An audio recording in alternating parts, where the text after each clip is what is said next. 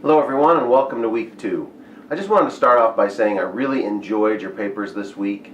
I thought we got off to a great start for the class this semester. And let's just keep going.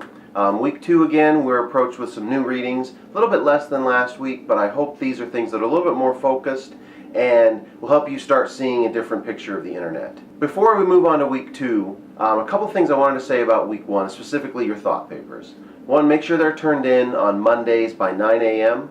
I sit down first thing in Monday morning and read them, as I did this week. And I like to give you comments and feedback on them. So submit them as a Word document. I submit my comments back through track changes. You can see them that way. Second, make sure that you're filling that one-page requirement.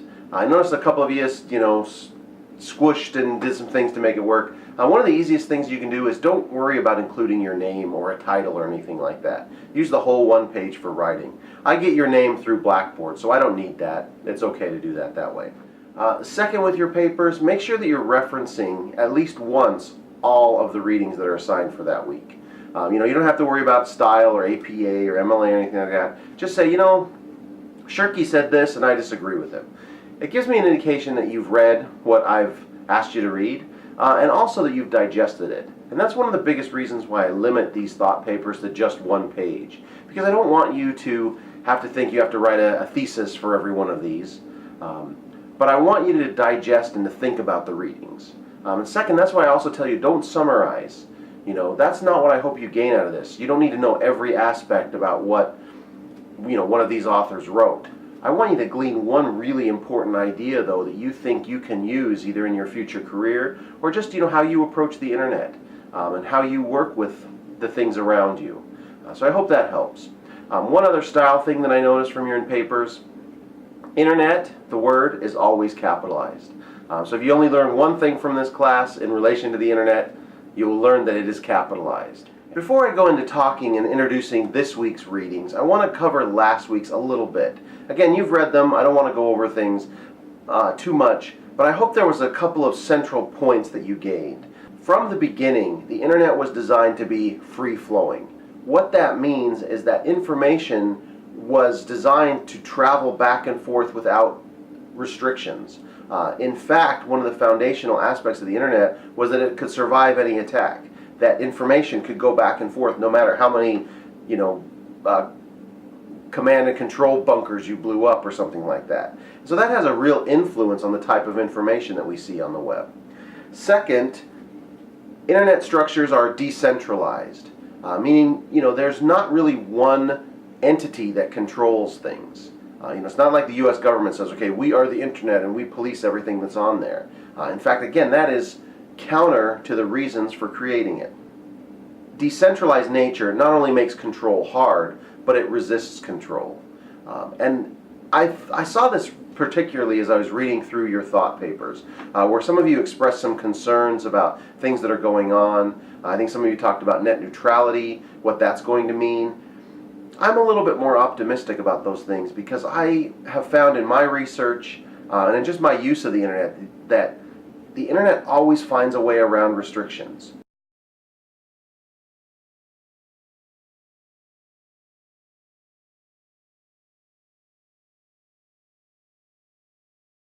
A lot of you wrote that technology does not determine culture, but vice versa, that culture is what determines technology.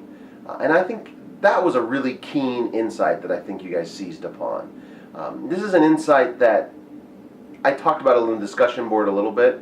As a techie guy, sometimes I get frustrated when people don't use technology to its fullest potential. One quote that jumped out at me was really optimistic. One of you said, "I believe the progressive idea is that we are still in the beginning stages of this electronic revolution, and it's going to be a while before all the departments find common ground. But this virtual America is definitely a possibility as we become more dependent on technology. And if all users work towards this common goal of unification and stability, it is definitely possible." I agree. It'll be really interesting to see how technology evolves and how we evolve with it. Another one of you, though, did not have quite as optimistic view of it. One of you said, "If we as a society decide that we want to be run by machines, then there will be a day that situation arises. I'd like to think that technology is only used as the culture demands it, but look at some of the items that technology has produced that aren't really needed. Fill in the blank yourselves what you think those items are, but I can agree with that quote as well. I want to end on this section though with one more optimistic quote, and this is specifically about how journalists are adapting to technology. Journalists are steering the technology to work in their favor.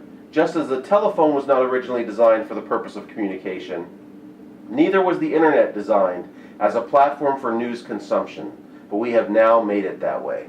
That was a really good quote that I think brought in the history of the internet and how it's evolved and how we can evolve it as journalists. One of the other topics that I saw commonly repeated was how we've become a little bit over-dependent on technology. Let's just go right to the quote. What I mean by that is that in this day and age, with all the amazing technology we have, people rely on their devices maybe a little too much to communicate and express themselves. I'll admit, I truly do enjoy having these luxuries in this day and age, but are they really necessary to be able to relate to our friends, family, and peers?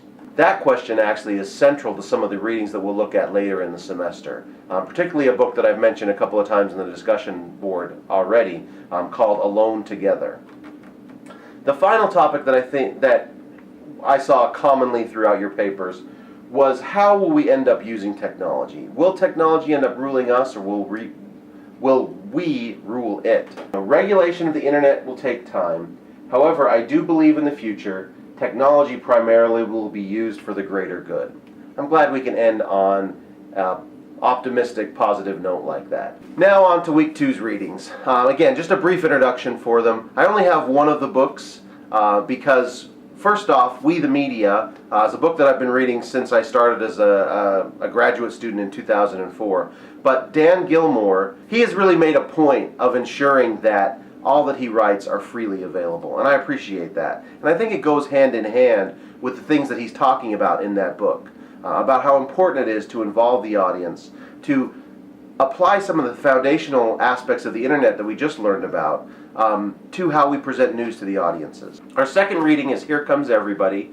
This book was written by a man named Clay Shirky, who's now a professor at New York University. He is a huge proponent of the power of the audience. The basic premise of that book was that all of us together have a greater capacity for knowledge than any one individual does. And we're really shortchanging ourselves if we don't tap into that cognitive surplus. He calls it a surplus, in fact, because he thinks we aren't using that. We're not giving our audiences enough credit. And I think he expands on that idea in this book, really making this a clarion call to talk to the audience, get their input, help them be involved in the news process. The final reading is just an introduction to convergence culture, which is a book by Henry Jenkins, who used to be the director of the Media Innovation Center at MIT. Now he's at USC doing kind of the same thing. And he's looking at instances in real life right now where these things are coming together, where the audience is kind of rising up and saying, hey, wait a minute, we love this product so much, we want to take control of it. We want to be able to use it how we want to use it. And he catalogs really well how media companies are responding to that. But we'll read more on that next week. That's all that I have then for this week. Thanks for watching this video. Thanks for your participation in class. Remember, post your original response to the discussion board as soon as you can, and then respond to at least 2 other people's posts so you can get full credit for the discussion board assignment. If you have any questions, just email me. My address is meyerh@ohio.edu. Thanks again for watching, and we'll see you next week.